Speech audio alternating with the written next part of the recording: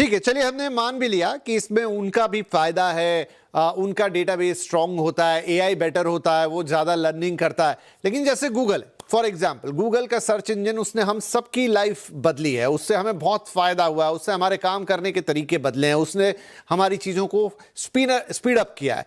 उसी तरीके से एक एआई का इस्तेमाल भी, अब चूंकि हम उस जगह पे तो आ ही गए हैं, ठीक है, पीछे से अब गूगल एडवर्टाइजमेंट के जरिए कमाए या जिससे और तरीके से कमाए या हमारा डेटा बेच के कमाए, ये भी डेटा ले रहे हैं, लेकिन एक डिफरेंस तो पैदा करेंगे। अंकुश भाई, मुझे ये बताइए कि अब एक कॉमन पर्सन हो सकता है, कोई बैंक में काम करने वाला व्यक्ति हो, कोई वकील हो, कोई डॉक्टर हो, कोई किसी और फर्म में काम करने वाले व्यक्ति हो, उन सबके लिए जो अभी तक गूगल का इस्तेमाल करते थे, जब वो एआई पे शिफ्ट हो रहे होंगे या कोई भी एआई, चैट जीपीटी, चाहे जेमिनी, चाहे कुछ और इस्तेमाल करें, उनकी लाइफ कैसे बदल सकती है? एज अ कंज्यूमर वो इस फ्री चीज का कैसे फायदा उठा सकते हैं?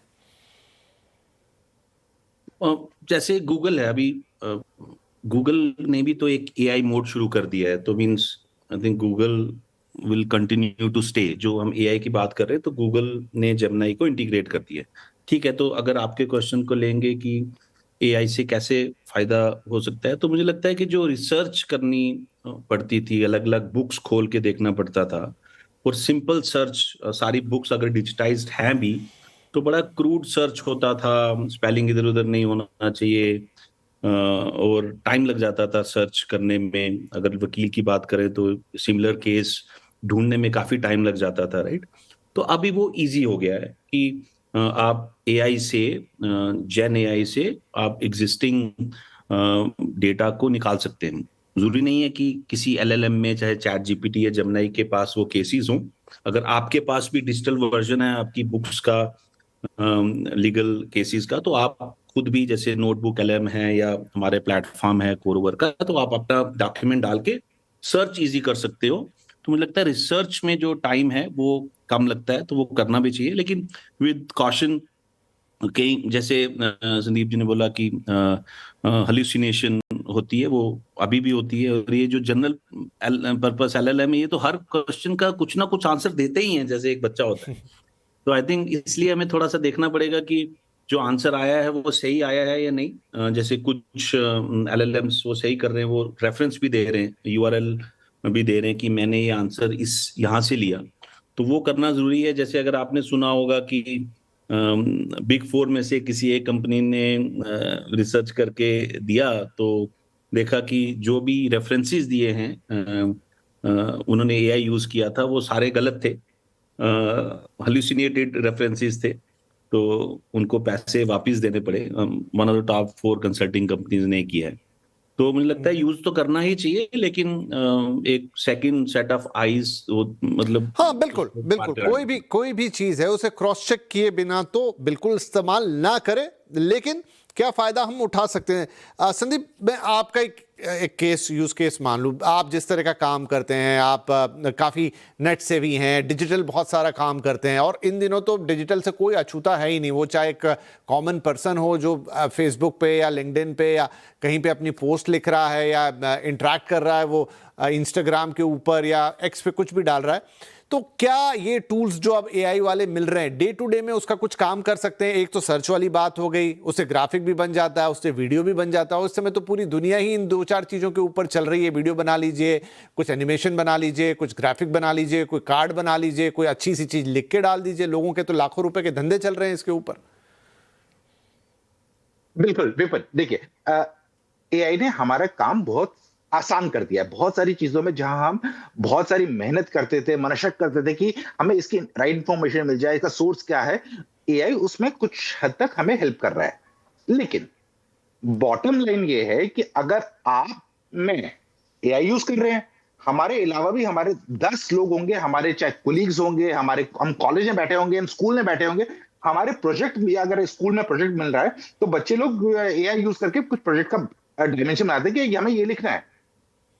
पर ये भी तो होगा ना कि जो बाकी क्लास के आपके 30-35 बच्चे हैं, या ऑफिस के आगे पीछे आपके कोलीग्स है 15 लोग, वो भी वही एआई यूज कर रहे हैं, आंसर ऑलमोस्ट मिलता जुलता आएगा। सो बॉटम लाइन ये है कि देखिए, एआई ने आपका काम थोड़ा आसान कर देगा, आपको एक रेडीमेड टूल दे देगा, और जो वो सोल्यूशन देगा वो इतना कन्विंसिंग होगा कि आप कहेंगे यार ये तो बिल्कुल सही होगा, इसमें तो कोई लफड़ा ही नहीं हो सकता, एकदम बिल्कुल सही बोल रहा है ये।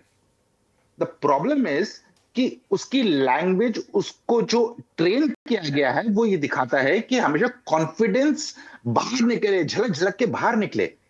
अब यहां पर एक चीज है, आप जितने भी टूल्स यूज कर ले, मेरा कंज्यूमर्स के लिए एक ही चीज रहेगा, किसी भी एंड कंज्यूमर के लिए हमारे पास ब्रेन है, उसको यूज करके जो सोल्यूशन आ गया उसको इंटरप्ट कीजिए, उसको इंप्रोवाइज करिए, ताकि आपके और बाकियों के आंसर सेम नहीं रहेगा। देखिए, कंट्रोल सी कंट्रोल वी, यानी कंट्रोल कॉपी पेस्ट करके आप लोग इधर का आंसर उधर कर दीजिए, ये तो 10 लोग बाकी लोग भी कर रहे हैं। क्या आप उनसे अलग हैं? आप अलग तभी हो सकते हैं जब कंट्रोल वी करने के बाद भी उसमें कंट्रोल एम लगा है। कंट्रोल एम क्या है? कंट्रोल मॉडिफिकेशन, जो आपकी अंडरस्टैंडिंग है, आपकी नॉलेज है, आपकी रिसर्च है, आपकी एनालिसिस है, अपने राइटअप में डालिए, अपने कंटेंट में डालिए, अपना फीडबैक, जो भी चीज बना रहे हैं, चाहे प्रोजेक्ट बना रहे हो, चाहे राइटअप बना रहे हो, उसमें वो डालिए। तो देखिए, सोने पे सुहागा हो जाएगा। एआई का इस्तेमाल से आपका फायदा भी होगा, लेकिन आपकी कॉमन सेंस, आपकी नॉलेज, जो आपके कंटेंट में चार चांद लगा सकते हैं, जो जिसकी वजह से आप भीड़ से थोड़ा सा अलग लगेंगे। वरना सबके सब तो वही कर रहे हैं, control C control V. Control M की जरूरत है, जितना जल्दी आप उसे यूज करिए बेटर रहेगा, क्योंकि एआई दोस्त नहीं है, एक सोल्यूशन है, टेक्नोलॉजी के जरिए बनाया हुआ। उसमें इमोशन नहीं है, उसको ये फील नहीं होगा कि आपने जो प्रोजेक्ट वो दिखाया है या कोई भी चीज दे रहे हैं उसकी वजह से आप को वाहवाही मिल रही है या आपको गाली गलौच मिल रहा है। उसका काम है आउटपुट देना।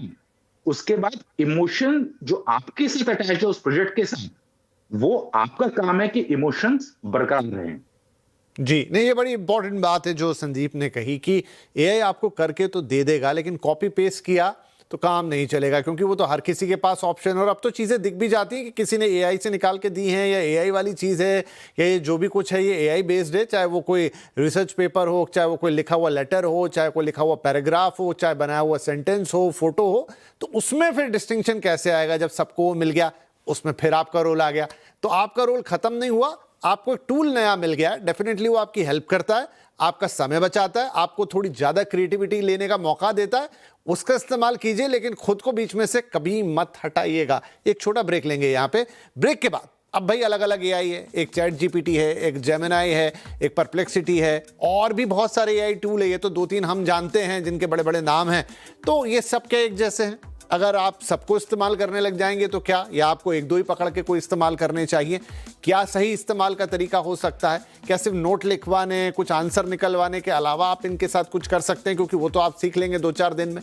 ये सब्सक्रिप्शन अगर साल भर तक आपके पास फ्री है तो भाई इनका फायदा आप कैसे उठाएंगे?